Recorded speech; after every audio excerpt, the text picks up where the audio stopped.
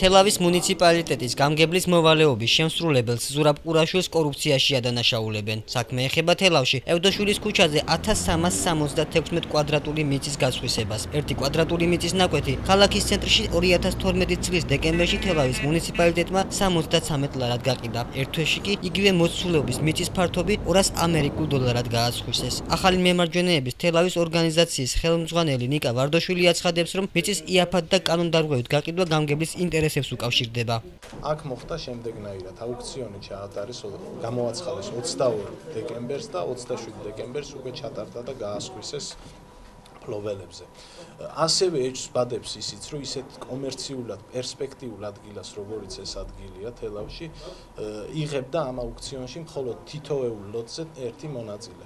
ეს აღნიშნული ქონება გაიტანეს 4 ლოტად, გაყიდეს 73 ლარად სახელმწიფო ფასად, იმიტომ რომ არ ყოფილა აუქციონზე კონკურსი და რაც საბაზრო ფასზე ძალიან დაბალია და ესეც გარკვეულ ეჭვს იწვევს და დაახლოებით ერთ თვეში ამ ფიქტიურმა ფლობელებმა დააღვეს ეს 4 ლოტი და პატარ-პატარა ნაკვეთებად გაყიდეს კვადრატული მეტრი 200 დოლარად. სახელმწიფო ბიუჯეტმა აქედან გამომდინარე ნახა, რომ დავითვალეთ დაახლოებით 300.000 ლარის ზარალი. რა თქმა უნდა, გამგეობამ გაყიდა ეს მიწა აუქციონზე და მთელი რიგი კანონდარღვევებით რომ მოხდა და სასწრაფო წესით ახლა რომ არ იყოს გამგეობა და გამგებელი დაინტერესებული, დამიჯერეთ ეს ასე არ მოხდებოდა. მშენებლობის სწრაფ რეჟიმში დაწყებას უკავშირებს ზურაბ ყურაშვილის ინტერესებს კახეთის საინფორმაციო ცენტრიც. გელამთივლიშვილის თქმით, მან ამ საკითხზე გამგეობიდან დოკუმენტაციაც კი გამოითხოვა. ჩვენ დავიწყეთ ამ საქმის მოკვლევა, თელავის გამგეობიდან მოითხოვეთ გამგეობაში დაცული ამ საკითხზე ყველა ინფორმაცია. სამწუხაროდ ვერ მივიღეთ კანონით დადგენილ ვადაში.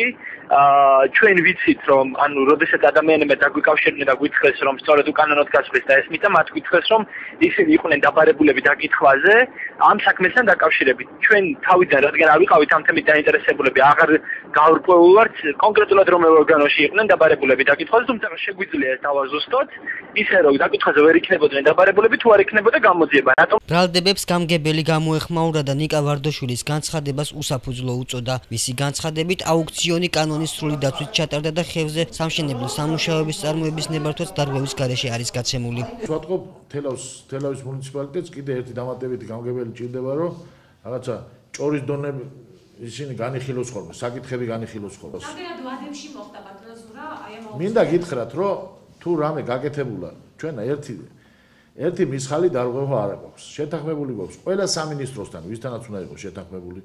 როგორც წესია, ისე უნდა გამოცხადებულიყო და გამოცხადდა. როგორც წესია, ისე ჩატარდა აუქციონს და ყველაფერი ისე მოხდა, როგორც წესი და რიგია. გვაქვს ყველანაირი დოკუმენტაცია. ახალი მემარჯვენეების განცხადებას დღესვე არასამთავრობო ორგანიზაციებიც გამოეხმაურნენ და სამართალდამცველებს საქმეზე გამოძიების დაწყება მოსთხოვეს.